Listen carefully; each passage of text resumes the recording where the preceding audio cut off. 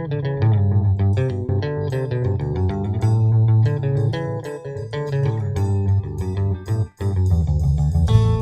everybody, this is Brett. Welcome back to School Sucks Live. If you are just joining us, we are discussing a documentary film and the broader topic of psychopathy. This documentary that we are getting into is called I Am Fishead, and before we went to the break, I was giving you a description of the film, so we're going to continue with that, and then we're going to open up our discussion. Yes, I'm good. Yeah, everyone's good? I'm good. I want to hear more of this recap of this movie. What do they got? Sure, so I'm just going to pick up at the paragraph we got cut off on. It is not too far-fetched to say that for the first time in history, we not only praise psychopaths in the highest positions of power, but in many cases, they become our role models. On top of that, we don't seem to think it's a problem. In the third part, we come back to the idea of us, the normal people in day-to-day life.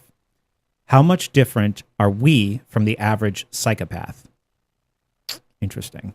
By embracing a superficial culture, each of us may be unwillingly supporting the fish head.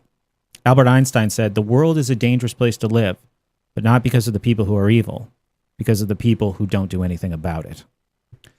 Through interviews with renowned psychologist Professor Philip Zimbardo, who I thought was great in this movie. Yes. For those of you who don't recognize that name, Zimbardo was the one who did the Stanford prison experiment.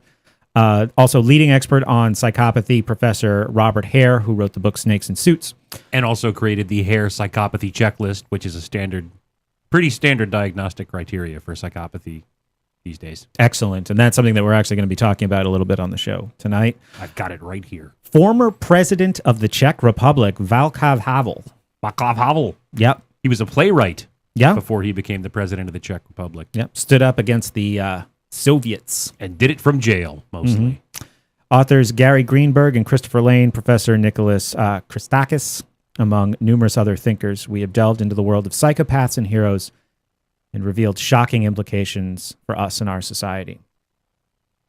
So, the world is a dangerous place to live, but not because of the people who are evil, because of the people who don't do anything about it. I think it's because of a combination of those two things, but yeah. Oh, absolutely. I mean, if there weren't evil people, there wouldn't be anything to do nothing about. So... No, that just resonated with me because last week Osborne and I were here. We did a show with Derek J. Freeman, who was the star of that documentary that you were commenting on. We heard the commercial during the break. Right. Yeah, like if Starbucks bomb people, I wouldn't go there. Right. Wouldn't shop there. We're very quick to withdraw support from what we see as the bad guys, which for most statists, if there is a bad guy, it's the corporations and never the government itself. So they'll do boycotts. Right. While demanding that the tax base gets bigger. Like just today, I heard somebody said they're now going to boycott Apple because they're dissatisfied with the new iOS 6 Maps app. How many people have But it killed? They won't boycott the... Yeah, exactly. It may not have killed anybody yet, but it actually, I mean, theoretically it could. What is it? The new Maps app in iPhone, the new iPhone OS. Oh, I see. So like with Steve Carell, you could wind up driving into a lake? You could. Yeah, that's no good. Although, for those of us here in the U.S., at least the part that I live in, it's wonderful. The problem everywhere else is that the data is not good. Oh, It's a solid app, and if they aggressively pursue their, building up their data and modernizing it for other countries, then I think it'll be great, and everybody will get the level of service that I get out of it, which is fantastic. So, end Apple commercial. Sorry. That's fine. I get distracted sometimes. Don't worry about it. So you're listening to This Week in Tech. I'm Brett. With me tonight, Cory and Osborne. Oh, I only wish we were This Week in Tech. This is the Android Sucks podcast. You've seen how many HD cameras that guy has? He just cuts and cuts and cuts and cuts and cuts like all day. Well, he's probably not using Ustream either. Ah, that's probably true. Well, anyway, this is a live show that's based on a podcast that I've been doing since 2009. And for much of that 3-year history, this has been a show about how to process, identify, and overcome things that have already been done to you. And we took a turn in recent times to, pursuing intellectual self-defense. Right. How to prevent more bad things from being done to you in the future, because most people, through their training in the 15,000 hours of government school, are sitting ducks for the very kinds of people that this film, I Am Fishead, tries to bring to our attention. So When I had the guys from Tragedy on Hope on the show a few months ago, we did a series about we did a show, about their movie with John Taylor Gatto, the Weekend with John Taylor Gatto, The Ultimate History Lesson. Okay. I knew it had some kind of superlative in it. You almost said the most dangerous superstition, didn't you? I did. Well, superlatives. So we talked in that show, and then we talked in our Introduction to the Logical Fallacies series about the concept of natural predators. And this is human to human. Oh, really? Okay. That some predators are the natural, some people rather, are the natural predators of other human beings. So I think this is something that just never occurs to people. Like that wouldn't be. Yeah. Because they think from their own perspective. I couldn't imagine people being like that. But I think this gives us a new perspective to look at that same thing, a clinical point of view on this.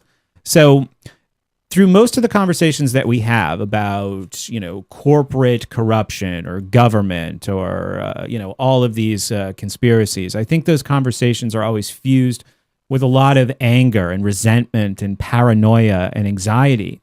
And I think to be able to step back and look at this in a more scientific way might be valuable and might diffuse some of that, all of those negative feelings.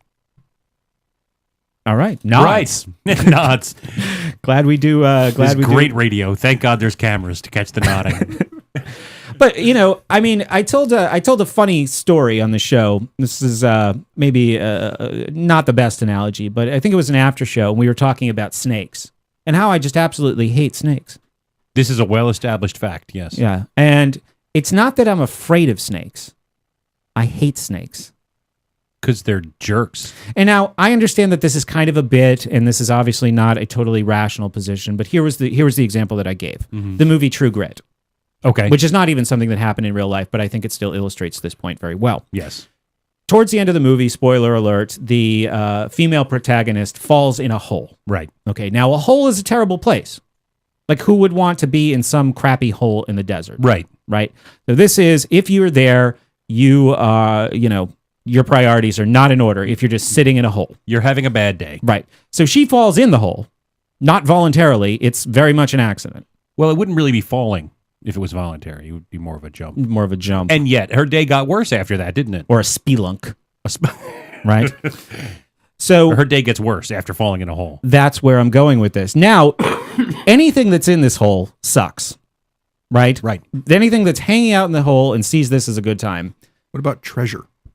Treasure is not a somebody, though. It's not a being. Now, I understand that snakes are not, sentient or wise. Sapient. Yeah, sapient. Sapient more appropriately. But then, not just in the hole, there's also a skeleton in the hole. Skeleton of some old man. Which is a terrible, terrible thing to see when you fall in a hole. Right. Because the last guy who fell in this hole did not make it out. So if you're hanging out in a skeleton anywhere, you're also terrible. Given. Yes.